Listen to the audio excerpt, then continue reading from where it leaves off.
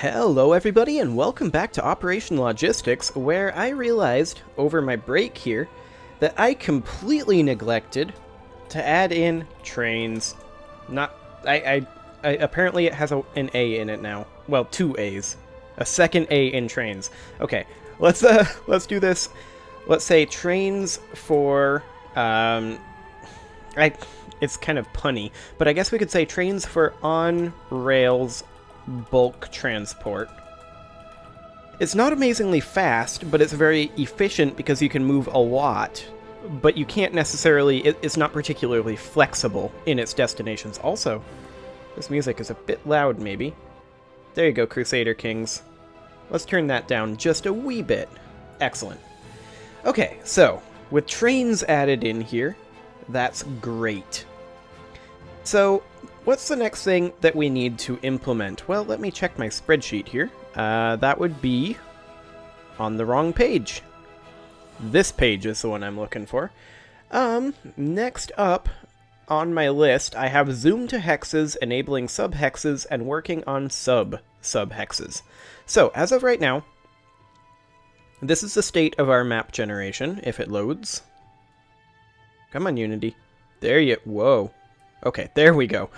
So this is the state of our current map generation. We generate ourselves a nice little hex map, and we've got ourselves a few different levels here. And we've just got this nice little selection system that we can mouse over hexes and know which one we're mousing over. However, as of right now, I feel like we don't really need it to pop up, per se. But maybe instead have a different effect. What effect exactly? Well, that's a good question. I'm thinking, in the past I've done like mesh colors where we can highlight it without breaking batching, but maybe instead we should have like a spotlight that goes above it. That could be a thing. So let's go ahead and pop open Visual Studio here. And I'm going to go ahead and comment out all of this. We do not need any of this anymore. Okay, so now it just won't pop up. That's not a huge deal. Come on. You can do it, Unity. There you go. Excellent. So it doesn't pop up. We still register which one we're over. Well, we technically don't. But we have the capability. That's the thing. Okay, so I'm going to go ahead and create a new game object. I'm going to make a spotlight, I think. And we're going to need to adjust this substantially. I'm going to not be in isometric mode. There we go. We're going to need to adjust this pretty substantially, although having it be 90 degrees down is pretty good. So I'm going to go ahead and save that scene, and then we're going to run this. And we'll make a few adjustments here, figure out where exactly we need this to be. Do we want it to cast shadows? What all's going on here? So you can see right now, our spotlight is right here. And that's actually pretty good as it is right now. That looks pretty decent. So hypothetically, what if we were to, come on over here, zoom to this by pressing F, take a top-down view, and I just want to get a quick view here while I do some spotlight adjustments. I feel like our spot angle is actually pretty good as it is. What if we put the spotlight at exactly 4? There we go. The range is probably fine. So it would need to be 4 above the current hex, 040, offset from the hex that we have selected. But maybe we should bump up the intensity, perhaps to 3? That's getting a little bit bright. We could also increase this to, say, 35 degrees. It would bleed over a little bit, but that might be fine. I think an intensity of 3 is pretty good. We can turn on shadows if we want, but I think no shadows is fine. Yeah, I don't care about indirect bounce shadowing. That's fine. That's just fine. So I'm going to go ahead and copy this component because it's going to reset when we go out of play mode, like so. and I'm going to paste component values, position it not at 7, at 4. There we go. I'm just going to move it up here in the scene, and I'm going to call it highlight. There we go. And now in our base hex here, we're going to need to get a reference to the highlight. So let's go ahead and do, we actually don't need anything other than the game object. So let's go ahead and say something along the lines of private game object highlight. And now we'll need to actually get that. So the best way that I can think of to do this is probably via tags. We're going to do this at the start. So let's go ahead and pop back into here, and we're going to tag this with a new tag, and this is going to be a tag name of, let's see here. I mean, I guess we could just say highlight. That way we can quickly find the game object with the correct tag without having to do like gameObject.find. So let's go ahead and say in the start, highlight equals game object dot, and then we want to do find game object with tag, and then we're going to do the tag, which is highlight. There we go. So we now have access to our light, which is right here. We have not actually tagged it. Let's make sure to do that. There we go. And now we have access to it, and I'm going to say in a public vector3 offset equals new vector3 0, 4, 0. So that way we can set the position on mouse enter. Excellent. We can go ahead and get rid of this. We don't need any of these commented out lines anymore. Those are pretty much... Whoa, that was too much. There we go. We don't need any of those commented out lines anymore. So now we have a bit of a decision to make, because if we make it so that we're just moving it when we enter, what do we do when we exit? Do we turn off the light when we exit and then turn it on when we enter? Maybe. We'd have to determine the correct order to do that. And if we did that, we'd also need an access to... We would also need access to the light component. So private light. There we go. Hides inherited member component.light. Oh, that's annoying. Okay. We'll call it light script. There we go. Okay, so we'll now need to set that. Light script equals highlight. That's not how you spell highlight. There we go. That actually was how you spell it, isn't it? That's too many consonants in a row, guys. Too many consonants. So, equals highlight.getComponent. This is a kind of slow call, but we're only doing it at the start of the game, so it shouldn't be a big deal. GetComponent light. Okay, so let's go ahead and make it so that on mouse enter, we say that highlight.transform.position equals, and we're going to set it to be the base hex's transform.position.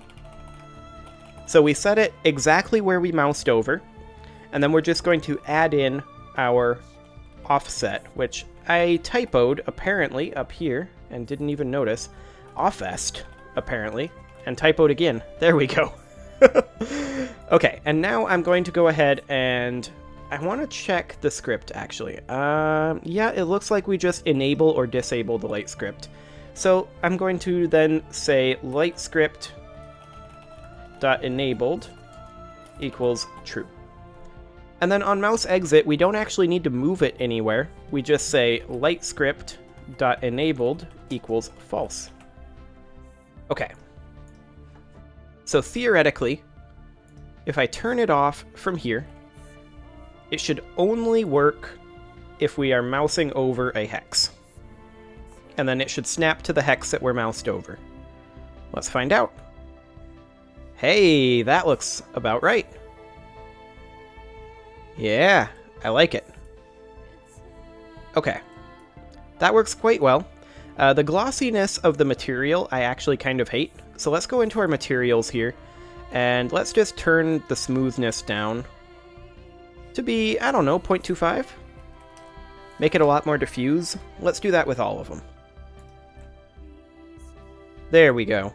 Now it'll have some slight diffusion to the light as it comes in, but it won't be major like it was before.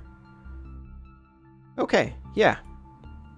I mean, we can adjust the color because that did actually make a pretty substantial change to the color of the material. So we could go ahead and turn down the albedo of that, darken that up, make it just a deeper green. About like that or so, maybe. Let's see how that looks. It's a bit hard to tell in the preview. Yeah, that's fine. Okay, so we've got ourselves our nice highlight. And the next question is, how are we going to select a hex and get more information about it? Well, we can zoom in a little closer than this, to be sure. So hypothetically, I just want to get some information here. If we were to reduce the position, we could get down to about... 1 is a little too close.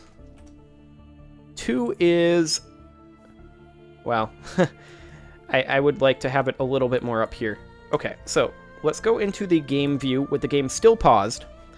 And I just want to position the camera manually a little bit. It'll snap back when we unpause, but that's okay. So 2 is maybe good. What about 1.5? Hang on a moment. What about 1.5? Is that good? No, I think it's got to be 2.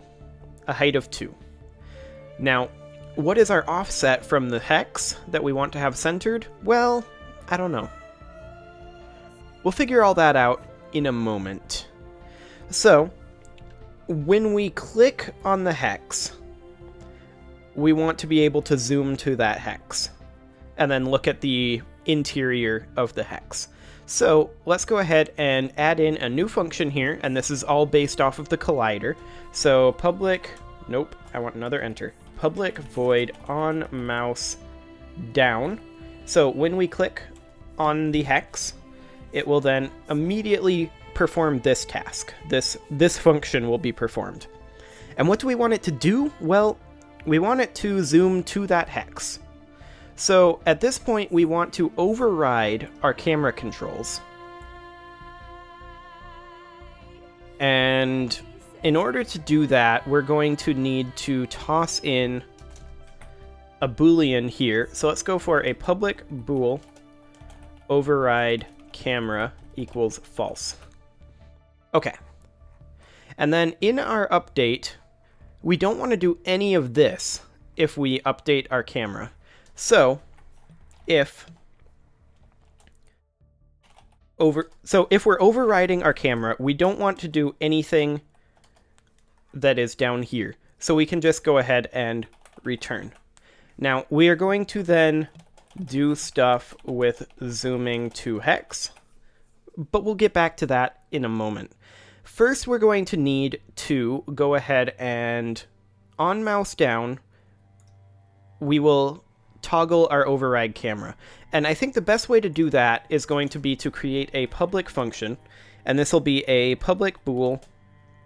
I doubt we're going to actually return this, so no, we can go ahead and do a void. I don't think we actually need to return anything here. So public void, and we want to be toggle override. And we want to pass in a particular value. And that value should probably be something along the lines of vector 3 hex position. Because we need to know where we actually want the camera to go.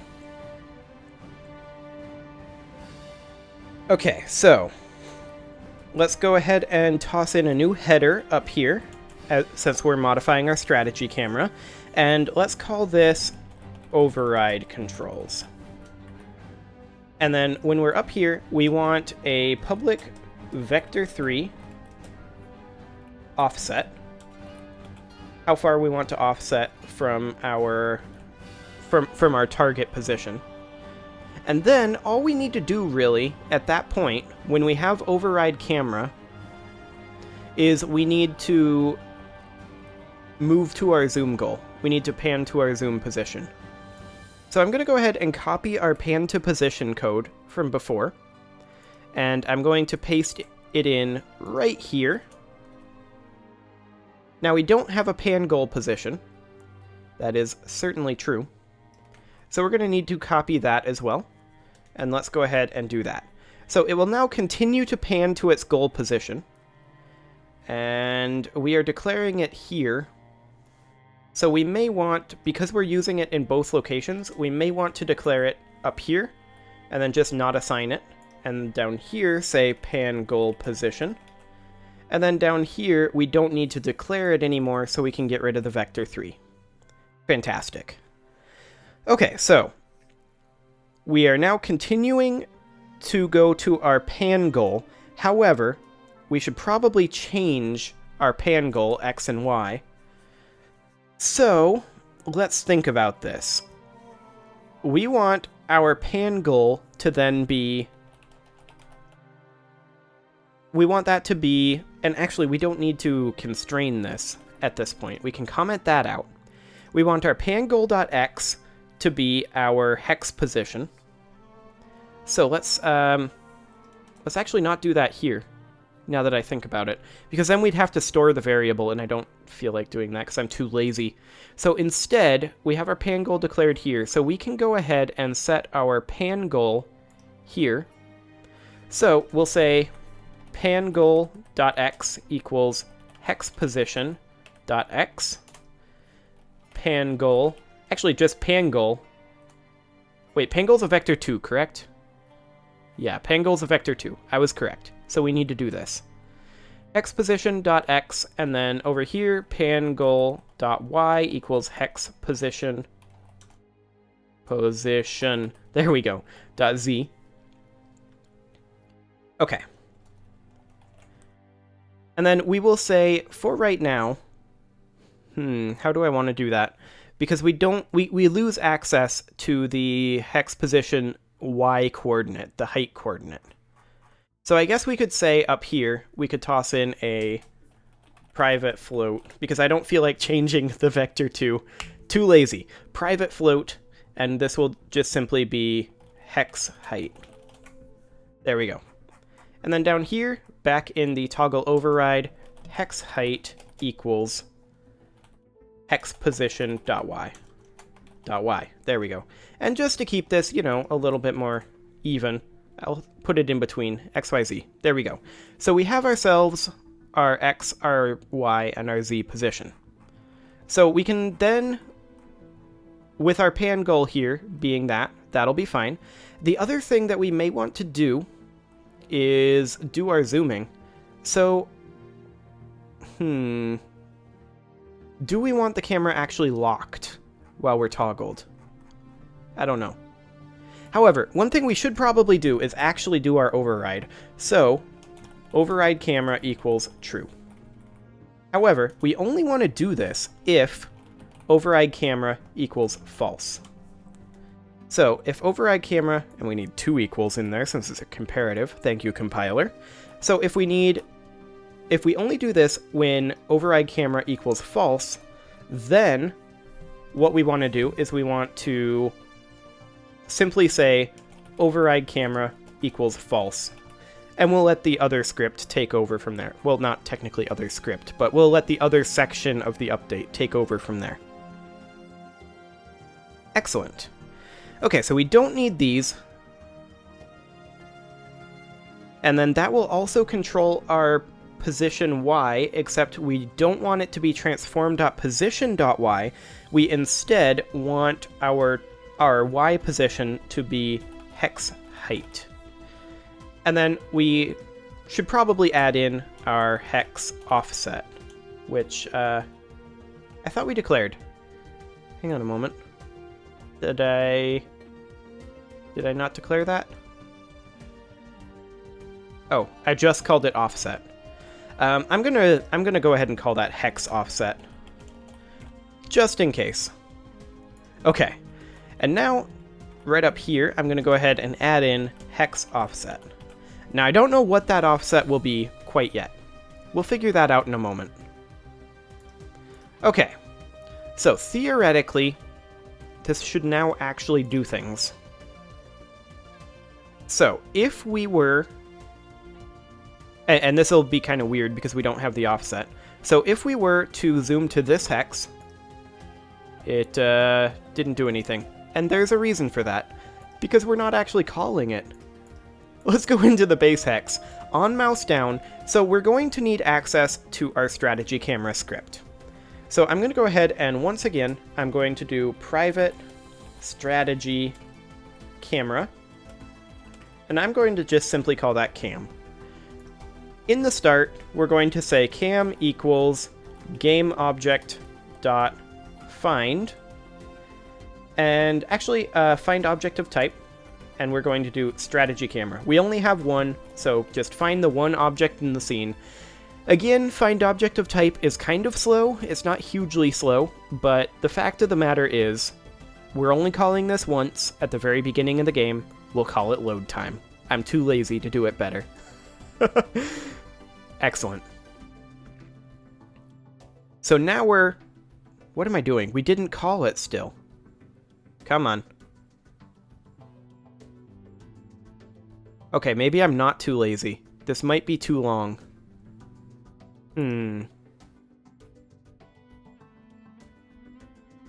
Is it just not actually finding the script and outputting a whole bunch of things to the console? We'll find out. Or is it just that slow to find game object, or find object of type strategy camera? We're still not loaded. So in that case, we definitely probably want to speed this up. Definitely, probably. Oh boy. Okay, so let's see here. It didn't take that long for the get component call here. We can do a tag if necessary. Well, Unity, you okay? I'm not sure if Unity is okay here. I may have to pull up Task Manager. Let's find out. Unity, are you fine? Okay, I've pulled up Task Manager and the display capture seems to have died. That's kind of exciting. Unity has definitely stopped responding. Okay.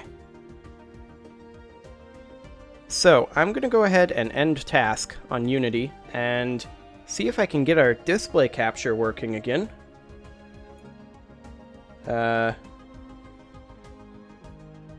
OBS, are you okay over there? I'm not sure OBS is okay. Maybe it's just not actually working? Like, maybe the display on it isn't working, but it is capturing? I have no idea. Or maybe I need to restart OBS. At any rate, this is a decent time to put a cut in. Next episode, we will solve these issues. See you all then.